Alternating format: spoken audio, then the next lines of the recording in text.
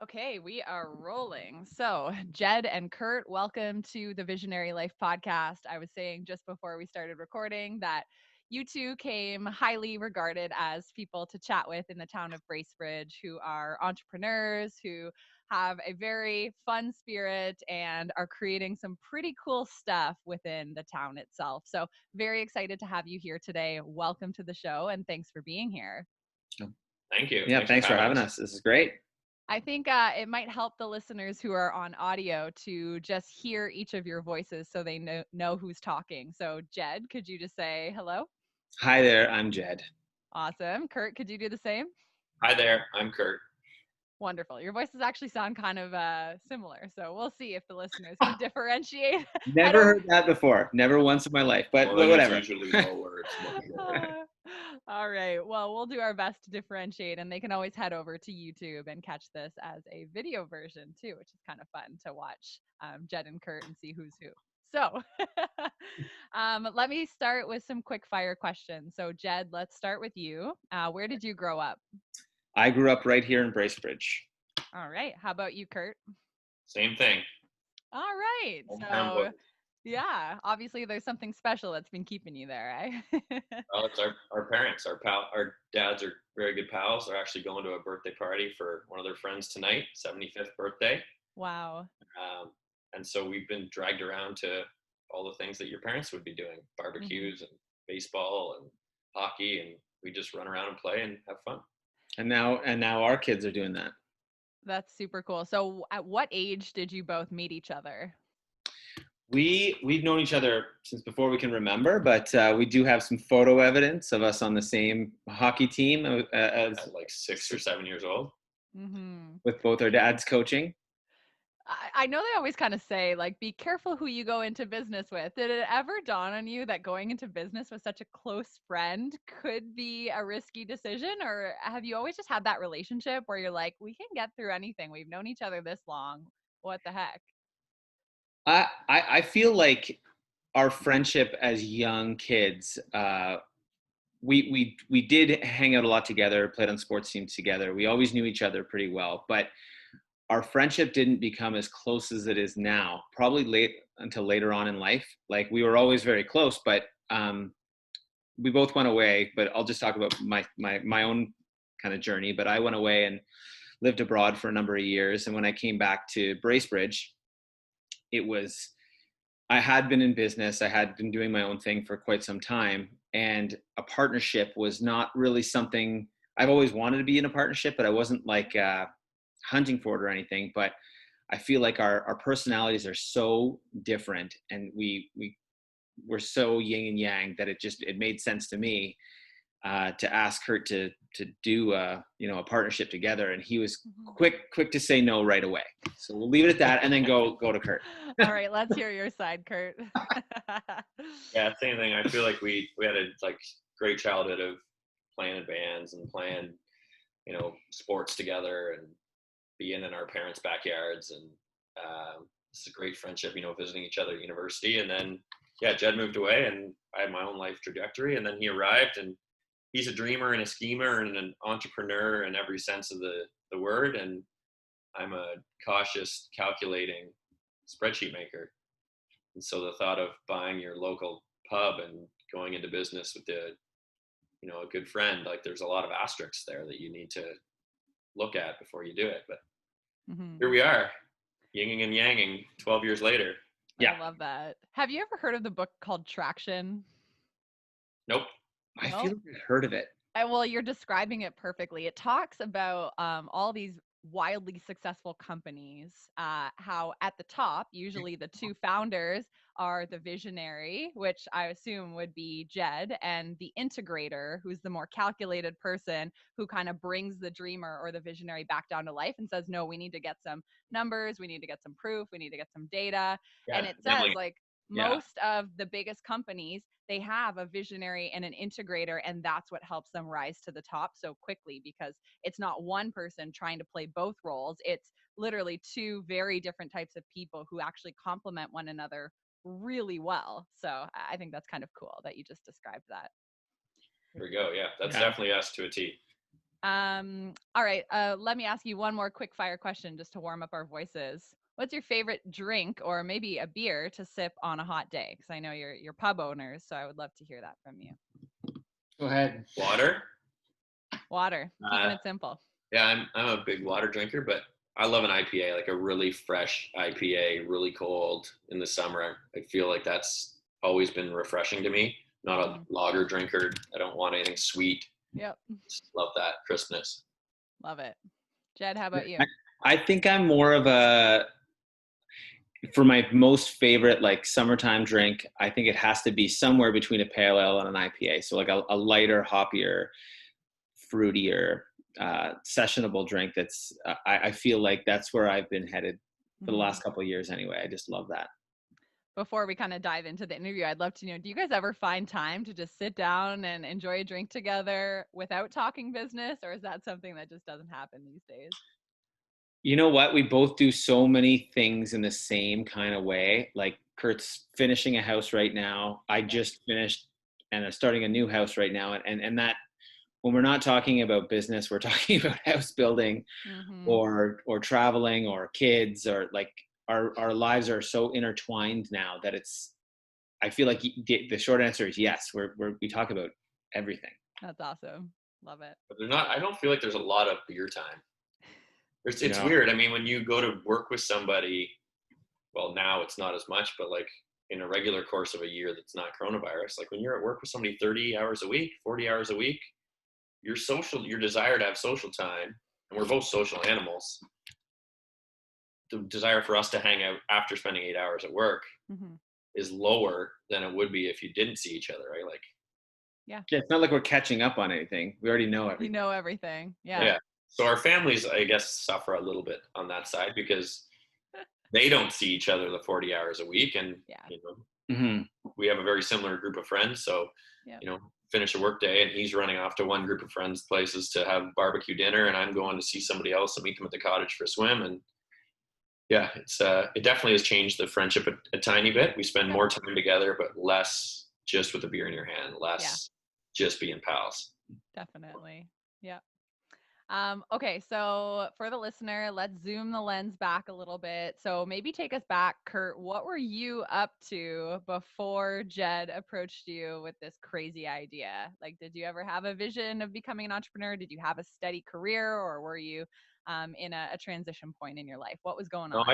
I've been working at a marina for 5 or 6 years. It was a career job. It didn't start that way, but yeah, it was good. I bought a house. I was loving walking to work in a nice, summer Muskoka town, and that was my life trajectory. And I had, side things, like I did kind of like some event planning with my friends, and always had something cool to do with my hobby time. But I never saw it as a money-making venture. I'd invite 20 guys up and we'd camp and do every sport and do great things, and it's a bunch of logistics and planning, and I guess you could monetize it, but I was just doing it for friends. And Jed, basically, he's the driver of the bus. He just threw it out one day, got tires were out, and barbecue at his place, and said, my wife and I have been thinking about buying a local business, and we looked at a Tim Hortons and it didn't work out, and what do you think about the pub? And it was just like, I don't know, I wasn't thinking about it at all at that point, so it's like a lot of convincing that needed to happen. Yeah, and a lot of digesting, and like, do you want to go, into business with a good friend? What are the pros and cons? And the pro with Jed is, he's going to be driven and passionate, and he's going to have all these great ideas. And the con is, if things go south, what does that do to a friendship that's a strong friendship? And at that point, we're in a smallish town. We didn't have a lot of the people we call friends now home yet. They were still traveling or doing, second university degrees or off making their way in the world. And it was a smaller friend group. And now owning a pub, man, we're friends with everybody. I love it. Nuts. So Jed, when did the light go off for you in wanting to own a business? Like Curt said, you had maybe intentions to own a franchise at one point, but obviously then you saw the pub for sale. Can you just take us back to like, what was that whole He was like 12. He got his first job at 12 washing dishes. Like, I'm never working for anybody. Yep. Well, I was after school. I I spent some time in Asia and doing some teaching and just kind of traveling around, and found myself with my wife. Now did some traveling in Honduras, and we bought a business, tourism business, and kind of played that out for 3 years. Did some real estate development and working in a business that was needed constant attention and needed like creativity and needed like hustle. Lots of hustle. We thought this is I love doing it. We love doing it. When we came back to Bracebridge, it was like, okay, well, we have to start a business. We have to do something. Like, what are we going to do? And yeah, we did look at a bunch of different franchises, big box stuff, and it just didn't have the same feeling. It didn't make sense. Yeah. Also, Curt and I, one of the things that kind of have kept us together through all the years, and we still do today, is playing music. And I did all my education in music. Curt's like the human jukebox. Like we always had that together. And it was like, what could we do in a business where we could also incorporate music? Craft beer was just starting to take off in the early 2000s. And it just kind of it checked a lot of boxes that, we could get into an up and coming market, something different. My brother was in brewmaster school. He just been in Germany learning to make beer, and that's all he could talk about. So it was on my mind a lot. But it was bringing everything together and having that business idea, music, beer, entertaining, fun, and rolling the dice, as we say, was something we're excited about. Mm-hmm. Now, when you saw the pub come for sale and you started marinating in this idea, did you immediately sit down, write a business plan, see what the feasibility was, or did you just go to more that dreamer state? Yeah. So, what did that look like, Curt? Had you ever written a business plan before? I had, yeah. I did a bunch of business courses at university, and then at the marina, it was a new purchase when I started. So some cottagers had bought it from a retiring guy. And so there was, business models put in place there. So yeah, Jed throwing the idea on the table, it became like, okay, this is an industry we don't know anything about. So, doing your internet searches and what are, margins and sales levels per seat and seasonal businesses and staffing and all these things. And yeah, we built things. I still have them on my computer, and they're hilarious to look at, your best guesses. You thought you could do X and Y, and it's just a best guess. And you jump in, it makes you feel good enough that you either jump in or you don't. And then once you're in, you're just doing your best. You're making changes, you're learning from mistakes, you're trying new things, you're running with things that work. And we did all of it. We had costume parties. We took the seats out of the pub and had dance parties. We played music till 2 a.m. with our shirts off on top of the tables. We had drinking Olympics. We did all sorts of crazy things, just hustling in the first couple of years. And you figure out what works. And then it kind of becomes this, hey, we've tried and tested all of the things. We didn't leave any stones unturned. We know it works for this place. And the drinking Olympics was the best one. That was the tipping point, wasn't it? Yeah. So when you think back to those early days, maybe I'll ask this to you, Jed, but has your vision kind of come to life, or could you have never predicted this crazy journey of launching, pivoting, or was this what you imagined when you thought about buying the pub and creating a business? I would say that think that there was any kind of 2 to 5 year plan for anything in my life ever would be a bald-faced lie. Yeah. There's no way that we could ever have mapped out this course that this journey has taken. And I think that's probably why our partnership has lasted so long and will continue to run, is that it's just an ever changing and constant growth and turns and ups and downs. And yeah, I feel like it's every couple months I'm making a budget and we're talking through a business plan for some new offshoot. And there are a lot of no's. A marathon potentially and a clothing store are only 2 of the 6 budget business plans I made last year. Yeah. And some you look at and you just say, okay, that's too much energy for the payback, or that's too high risk, or we don't have the bandwidth right now for that. And some of them are just like, well, that's a great idea, but when you flush out the numbers, it doesn't work in Muskoka. So yeah, and I'd go with Jed. You know, we make a 5-year business plan, and he's such an entrepreneur. Things come down the pipeline. We aren't. Yeah. I don't know. I saw a meme recently. Like, there's such a big difference between being self-employed, being a business owner, and being an entrepreneur. And I feel like I'm a business owner, and Jed's an entrepreneur. We aren't the people we aren't self-employed. We aren't in serving drinks at the pub anymore. That stopped 6 or 7 years ago. We don't bartend. We don't run food. We don't take drink orders. We don't answer the phone. That stuff's gone. Now we're chasing bigger things. We've got this thing running, and there's been so many things over the years that pop up, and some of them are one-time deals, and some of them are things that pay off long-term, and we're still doing. And because of the entrepreneurial spirit, we pivot pretty quickly, and we go try things out. Whereas somebody else who is just a restaurant owner or a storefront owner, you don't have that appetite. If you want to be self-employed, you don't have the time. You're in your store 6 days a week, or you're bartending at your restaurant 6 days a week. You don't want to go and do a week down in the city doing X or Y. Yeah. And I think that's just knowing what kind of person you are. And for us, we aren't that. We don't want to be business or self-employed people. Yeah, you're right. That's a really good difference that I think not a lot of people really think about. They think being an entrepreneur is, like just working in your business, but it's like, when do you get that time to step away and actually, continue advancing forward, working on your business, versus in it. And while we're kind of on that topic, Curt, of business plans, you seem to obviously be pretty masterful at writing them. Would you have a tip for our listeners who maybe are wanting to write their first business plan, like of maybe something to watch out for or something to pay extra careful attention to and not just breeze over? Find your opposite.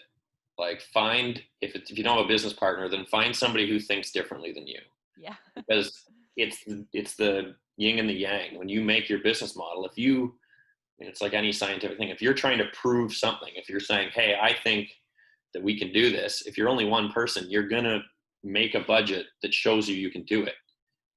Find somebody who doesn't believe in your idea and try and convince them, or get them to ask you hard questions for why they don't think it can work. And you'll end up in a happy medium place, and you might, see what your best case scenario is if you're a worst case scenario person, or you might have the opposite, right? Where you're having somebody saying like, yeah, that sounds like a great best case. What happens if it rains? Or have you thought about this? And I feel like that's the one good thing about a partnership is you have the sounding board. So is it your partner at home that can help you with your business model? Is it your parent? Is it somebody else in town that's in a non-competing business that could say, hey, this is a glass half full person and they're creative and I need that input into my business models. Find that person to help you. Mm-hmm. There's lots of people out there. Like, we've helped people that come to us and ask. We've gone to other people and said, hey, look at this grant writing thing we're doing, or look at this. There are lots of people out there who are willing to give you your time. Don't be shy to get that input. That's awesome advice. So, Jed, when somebody asks you today, like, what is the Griffin Pub? How do you describe the experience of what you guys have created? You should look up that mantra the first time we open the pub. You should find that while I answer this. So if someone asked me what's the Griffin Pub, I would say, as the, always the salesman, I would say it's the best place in town. It's a place to get the best food, the best beer selection, to see live music, to gather with friends, and to have the best service. We have been so lucky over the years to be surrounded by such amazing people that work at the pub. Our staff they're just awesome people. And we've been so lucky to have a turnover of such great people. And some of them, have been here for years and have just been such an integral part of the success of this business. And I think that customer experience is so important. And that's why we do have a really great following.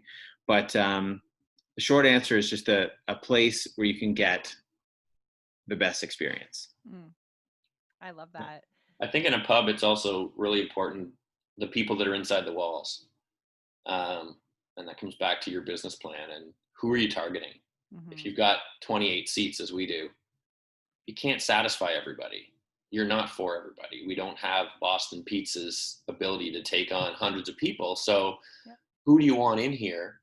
And that target it's a really specific kind of person. In a 28 seat little pub, you can't escape live music. So the people coming here have to like live music if they come at night. Yeah. They can't escape craft beer. We don't have the ability to have, 30 drafts on tap and a whole bunch of cans and bottles. So we're a craft beer place. And it was curating that at the start, trying to make sure the food and the beer and the type of people that were here jived. And I think we've built this really good following of people that come in. Like, you could go to any table, male, female, doesn't matter. You can just mingle. People are decent. The craft beer does that. Our price point does that. The kind of ethnic food that we, flair that we have on our pub food does that. And it's not knocking people that we're not for them. There's lots of other places out there to go to, but our 28 seats, like, it's really good. It's a really good atmosphere. And it's not just the staff that do that. It's the regulars that come in. It's the people that are so proud when you come to your cottage to say, Kelsey, you're coming up this weekend. I got to take you to this hole in the wall pub that I found. And we get it. We get these people that just are so proud to show off this thing they found.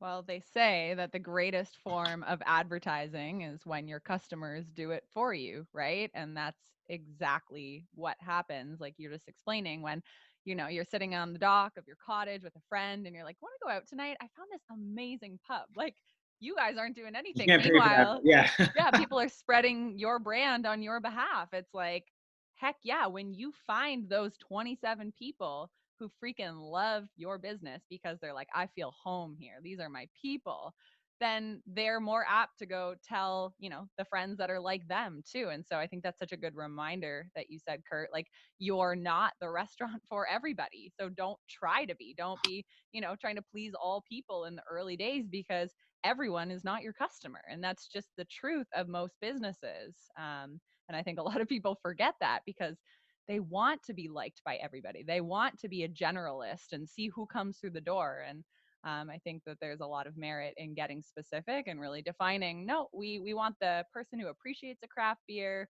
who loves the loud music, and, all the other quirks. And kimchi on their Weisenberger. Yeah, right? Like, and kimchi on their Weisenberger. Exactly. Those are your people. Now, I know that somewhere along this journey of owning the pub, you also started entering other business relationships together. So can you just take us to, like, at what year did you start talking about another business, and, like, what do you own today? Paint us a picture of what Jed and Curt have their hands in.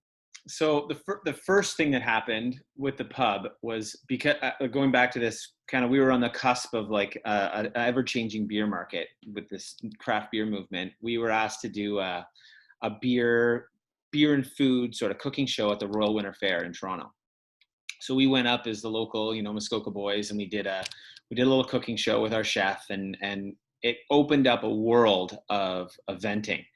So what they had in their experience, what the Royal had, was this beer kind of area, beer and wine area. And it was, for the average customer, it was pretty, it was a neat experience. But for us that were kind of had already dove into the world, we were right away, how can we help? How can we turn this into a real beer experience? What can we do?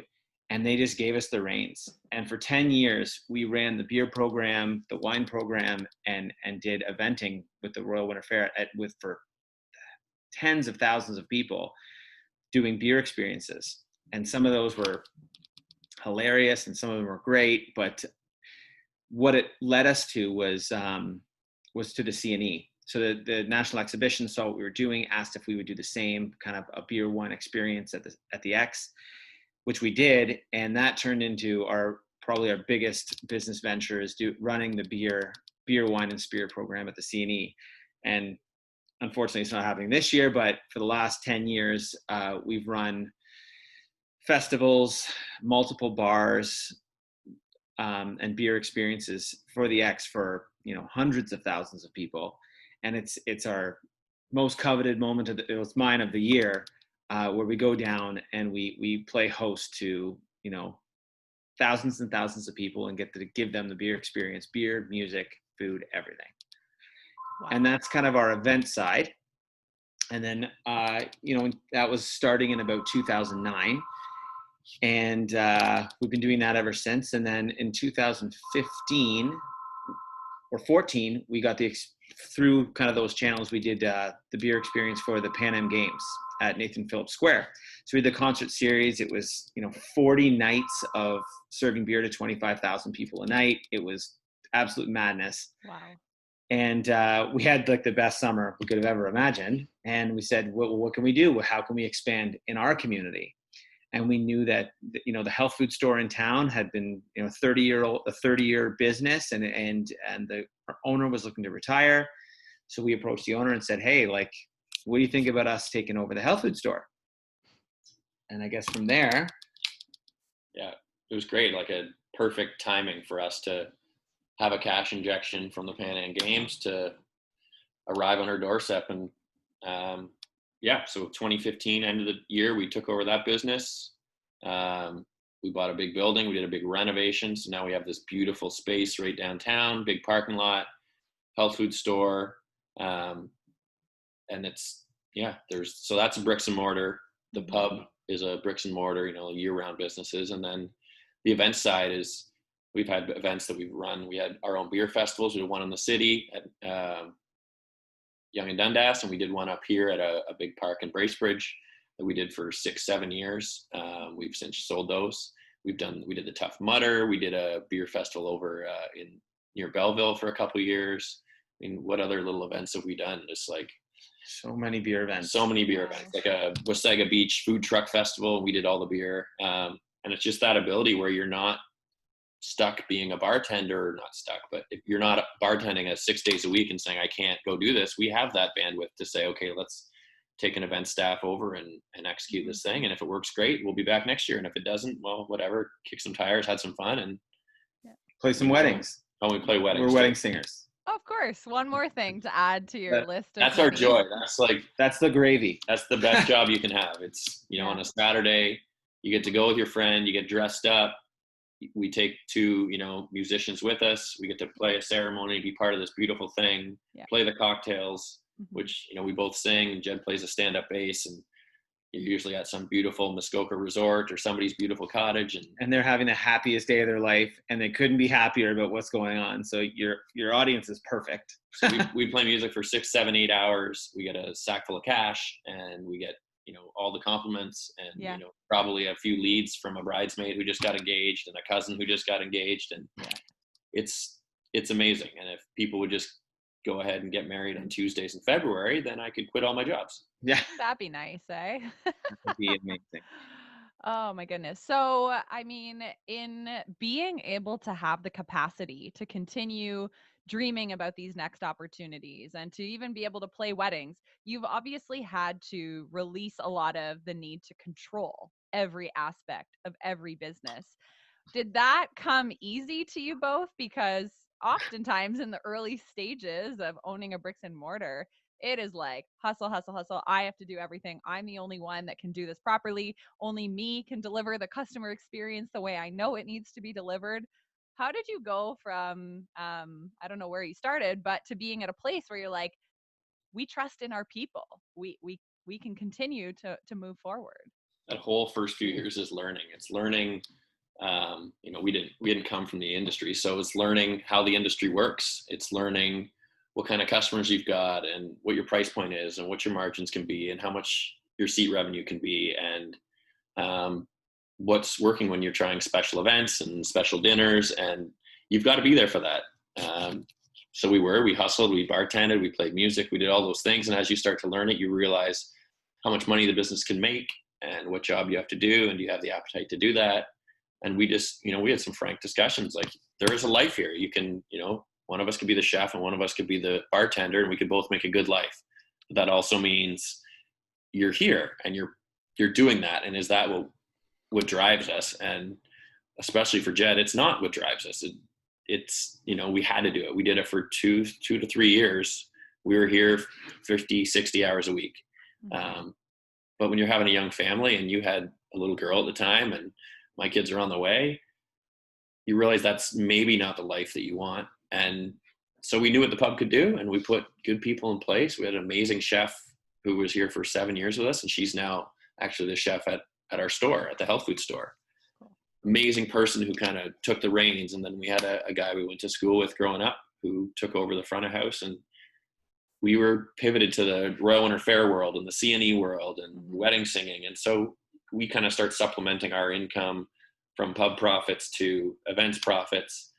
And yeah, it's a big learning thing. And we realized what worked. So you lean back on that experience when the new managers and staff are here and they say, hey, what about this? I'm like, I tried that 2 years ago. For 4 months straight, we banged our head against the wall trying to make that work. It doesn't work. Yeah. This works. Here's the track record. Here's what we did to make that work. And yeah, and I don't feel like it was too hard at the start to give it up. I think we put enough time in. Like when you're here every day, doing the books, doing the serving, helping plate food, tasting, like we tasted everything for 5-6 years. We tasted everything that went on the menu. New menus coming out in 3 weeks. We're having a tasting 2 weeks in advance, and then a week in advance we're tasting the adjusted menu, and then we're writing the menu up. And now we don't. Now I just pay the bill at the printer, and it just happens. And stuff's on the menu. It's like, what is this? I can't wait to try this. It's already on the menu. Yeah. So awesome. Yeah, I don't think there's been a whole lot of hurdles as you move up as your pyramid gets bigger. At the start it was 3 staff and the 2 of us, and now we've got in the peak of summer 25 to 30 staff plus all our eventing part-time staff that we grab. So you can't know what the bottom left person is doing. No, you got to just be at the top and say, okay, our game is craft beer, hard stop. You can't have any of the big boys in here. So I don't pick the beers anymore. I don't think you pick a whole lot of the beers anymore. Our manager understands it. He loves it. He buys in. He's got it. Same with the food. We're not doing chicken wings and regular French fries and Caesar salad. That's not our world. Our world is a little bit different, and our chef fully gets it. And we love his food. So he runs with it. That's awesome. It's really, I think, aspirational for a lot of people to hear, to like get out of your own way and put amazing people in place that can carry your vision forward even when you're not physically present, right? Like and their vision. And their vision, empower them, right? Yeah, you give them the parameters and you say, here's what we should do, and you let them kind of in those parameters go and make their own mistakes and learn their own things. And the guy he's been here, Jordan's been here 8 years. Yeah.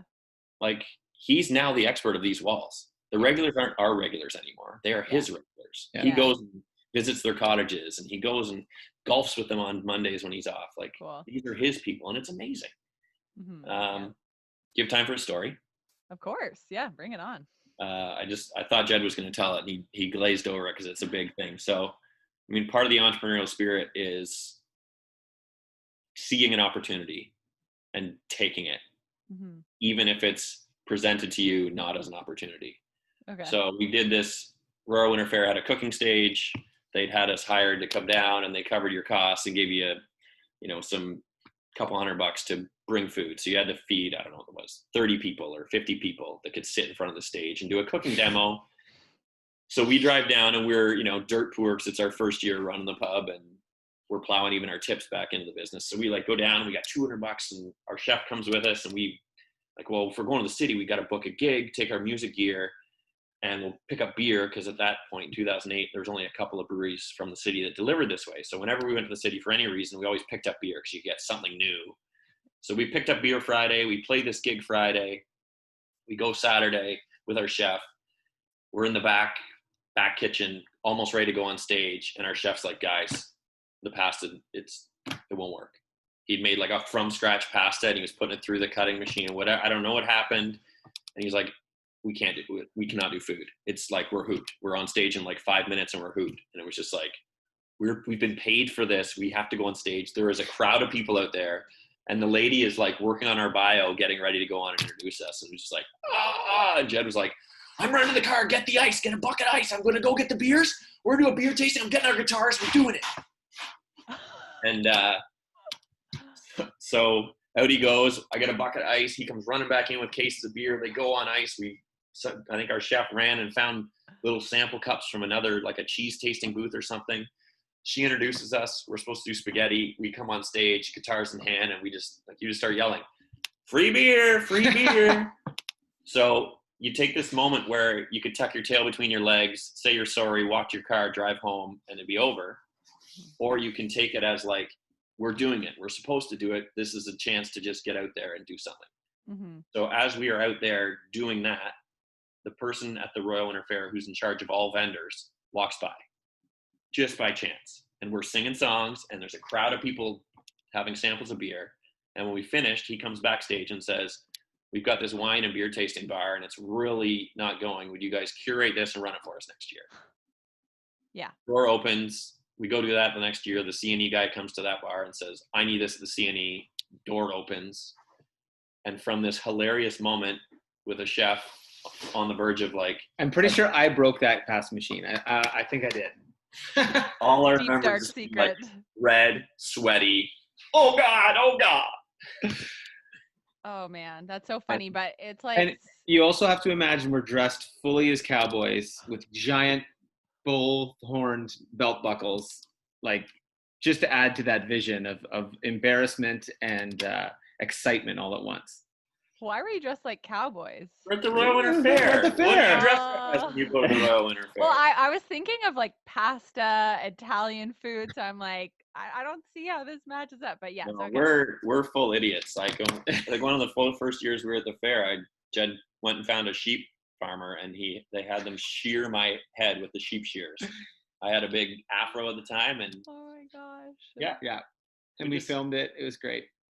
Well, I actually think this is such a good, like, teachable moment or lesson, because I've been thinking a lot about how oftentimes our businesses grow as we self-express more and more and just become more of who we are, and infuse that into our businesses. So, like, shining every aspect of yourselves and your quirky traits and all the things that make you guys unique. And it sounds like, you being on stage and just sharing, like, yeah, we love craft beer, and yeah, we're going to entertain you. Like, you literally just being your goofy selves brought about opportunities. And I think that that's what's missing in a lot of people's businesses these days, is that they're acting like a shell of themselves and thinking they have to do it one way when there really is no right way. Like, we just want to see more of who you guys really are. And that's naturally going to make us want to connect with you, to learn more about you, to give you opportunities, because we see that you have character and that you are, I don't know, you're different, right?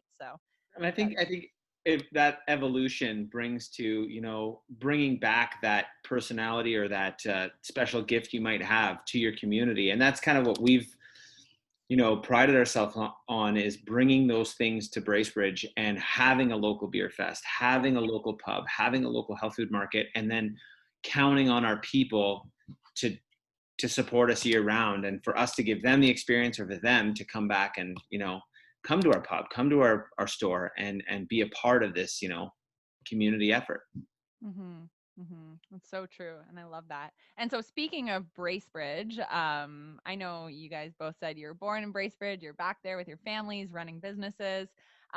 What else about this small little town 2 hours north of Toronto? What else do you love about the community?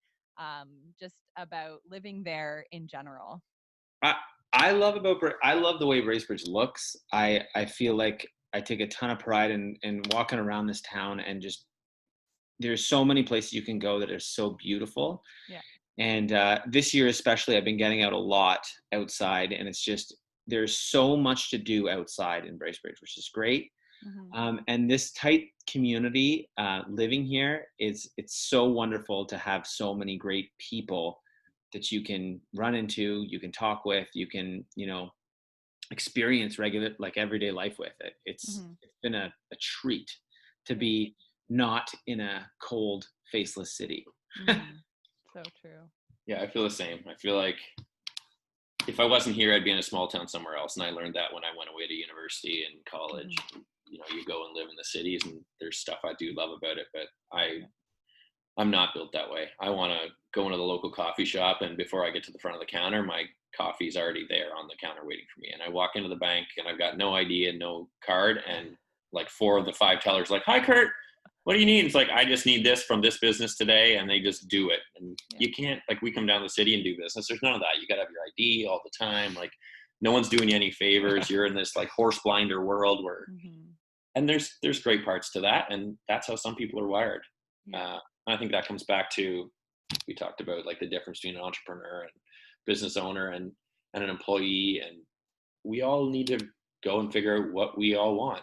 Does religion give you what you want? Well, go be religious, but don't be religious because you're told to. If you like having a 9-to-5 job and a pension and going home and not thinking about your work, if you find that out about yourself, there's no shame in that. And if you're built to be a salesperson and make more money when you do better, then find that out about yourself. But you should know those things. And I feel like I've known from probably first year I went to college that I would never live in a city long term. Like, I want to be here. I want to be outside. I want to be near the water. I want to have friends and community around that are just great. Like, I feel like it's, from my experience in the city, it was missing. Have there been any particular challenges or even advice you would give to someone who wants to start a business in a smaller town, but they're afraid that there won't be enough clients, enough people coming through the doors? Like, what advice would you share to somebody who has that mindset block of, my town's too small to have a business or run a business in? Build your business plans. That's the biggest thing. Build your business plan. If the worst case scenario is X, minus $30,000 for the first year, well, make sure you got $30,000 you can lean on. Like, make sure the capital is there. Is it, can you take a little money on your mortgage and have a line of credit sitting there and that lets you survive? Or do you have capitalization is a huge family member that can help you? Do you have like, what is your plan for the worst case scenario? And be realistic. And then don't be shy to ask questions. There's people that have done what you're doing in other places. And it's not exactly the same, but a 500-foot women's clothing store in Bracebridge would be fairly similar to a 600-foot clothing store in Collingwood. And you're not competing. So call that person, cold call them, be nice, buy them a coffee, walk into their store and say, I'd love to pick your brain. I'm doing this somewhere where it's not going to compete with you. Give me some rundown, and people are usually very happy to do that. You probably are going to leave that meeting with copies of their, financial statements, right? And they're going to give you a whole bunch, and maybe you're going to, shave 1 year off your 3-year growth plan by getting that. And I feel like, don't be afraid to jump in, but don't be afraid to realize that you might live through part of that worst case scenario and have a plan in place for that. It's so true. And I think for whatever reason, people are shy to reach out to people who are doing what they're doing, either because they fear they'll be perceived as competition, or they just like haven't gotten to a point where they feel comfortable vocalizing their business idea. But that's, like you said, one of the most valuable things you can do is just sit down with somebody who's done it, learn from them. They've been through what you're about to go through. So I think it's a simple yet super effective answer to that. Now, I know that the two of you have lots going on, new things coming this summer. Of course, with COVID, that probably threw a little bit of a wrench in the plans, but it seems like you've still got some amazing stuff that you'd love to share with our listeners. So maybe walk us through like what's coming up in the lives of Jed and Curt. What are you working on? What's filling your time? And what can we look forward to? At a mezzanine at our health food store, and there's a boutique gift shop at one end, and the other end we've had a little kind of common office space, but kind of underutilized. And we've always talked about what our square footage is used for and what other ideas we have to goes in line with a health food store. And one of the ideas has always been a clothing store, like curated, upcycled, recycled, that sort of thing. I've always shopped as a Goodwill, Value Village person, love that, hunting for deals and finding great stuff, but it's not curated in those places.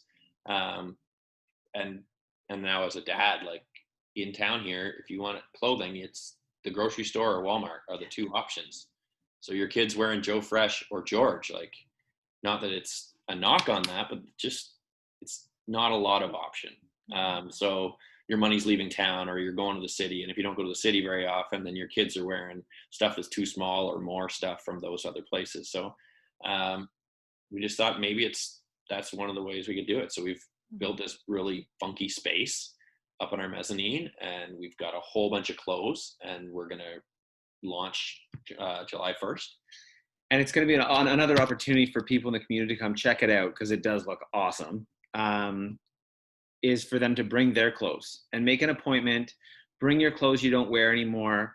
We will look through them and hopefully purchase those clothes from you in the way of credit to the natural food market or the clothing store itself. So you'll be able to recycle your clothes and get yourself some and new get stuff. some value for it. So you got a big garbage bag full of clothes, you can drop it to Salvation Army, but if you feel like you want value for it, you don't have to put it on Kijiji or Facebook Marketplace. You can come right down to our store, and maybe half of it gets bought from you and saves you a trip, and now you can have a free lunch on us, and the clothing kind of stays in the community. And yeah, we're excited. Our office admin girl is like taking it by the horns, and she's got a cool sense of style, and the store's looking great. And we're just really excited to roll it out. It's called Revolution, and you can check it out on Instagram. We've been posting lots of pictures of some outfits. mnfm.revolution. And July 1st, it'll be open to the public at 11 o'clock, and you can go check it out. And we're looking at also setting up the ability to have private appointments at the store. So if you are worried about any crowd or anything like that, you can call ahead and book yourself 15, 20 minutes or half an hour and just have the place to yourself to find some cool finds and dress the part. So cool. Wow. There's so much going on in your world.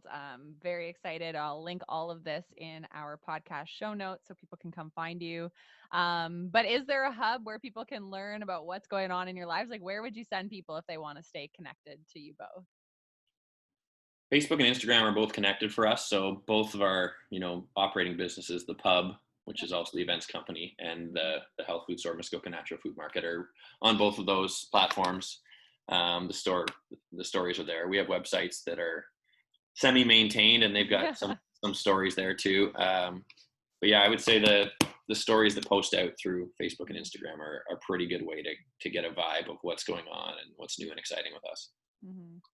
Awesome. Well, I think you've made us all excited to get to spend a couple days in Bracebridge, exploring the town, especially coming to visit the pub, checking out the vintage clothing store, doing our health food shopping, maybe running a marathon that same weekend. So you're keeping us really busy, but we are certainly excited to pay you guys a visit. So thanks so much for sharing your story on the podcast. I think we can learn a lot from kind of the way you guys have scaled this vision of from one business to so many different projects. And as someone myself who's also very multi-passionate, it's certainly cool to hear from you guys how you're balancing or juggling all of the different balls in the air. So thanks again for sharing your story, and we'll have to keep in touch. So Great. thanks, Thank you, guys.